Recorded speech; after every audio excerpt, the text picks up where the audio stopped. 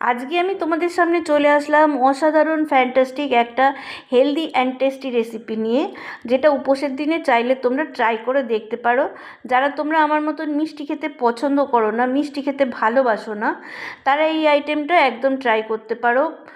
ঘিয়ের মধ্যে আমি এখানে ফোড়ন দিয়ে দিলাম সাদা জিরে। সাদা জিরেটা যেই ফোড়ন হয়ে যাবে, একটু সুন্দর গন্ধ বেরাবে, এর মধ্যে আমি কাঁচা লঙ্কা দিয়ে দিলাম, আরও সুন্দর একটা গন্ধ বেরালো। এর মধ্যে আমি দিয়ে দিলাম হাফ বাটির মতন চীনাবাদাম।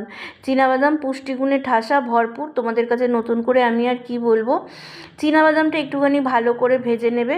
ভেজে নেওয়ার পরে এর মধ্যে আমি একটা ছোট্ট আলু অল্প পিস পিস করে কেটে দিয়ে দিলাম। আলুটা আমার সিদ্ধ করাই ছিল, তাই জন্য একটু নাড়াচাড়া করে নিলেই হবে, বেশিক্ষণ নাড়তে আমার হবে না। আচ্ছা, আলুটা এই পর্যায়ে নাড়াচাড়া করে এর মধ্যে আমি এখন দিয়ে দিচ্ছি 100 গ্রাম মতন সাবু ভেজানো। 100 গ্রাম মতন সাবু আমি সকালবেলা ভিজিয়ে রেখেছিলাম জল ঝরিয়ে নিয়ে, এটা দিয়ে দিলাম। একদম সিম্পল রেসিপি। যদি ভালো লাগে দিদির আইটেমগুলো দেখে চ্যানেলটা সাবস্ক্রাইব করে দিদির পাশে থাকতে ভুল করবে না।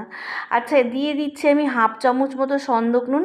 তুমি চাইলে এমনি নুনও দিতে পারো, যেদিন উপোসের দিন আমি এই নুনটা ইউজ করি বলে আমি এখানে সন্দক নুন দিয়ে দিলাম। তুমি চাইলে এমনি নুনও দিতে পারো তোমার টেস্ট অনুযায়ী।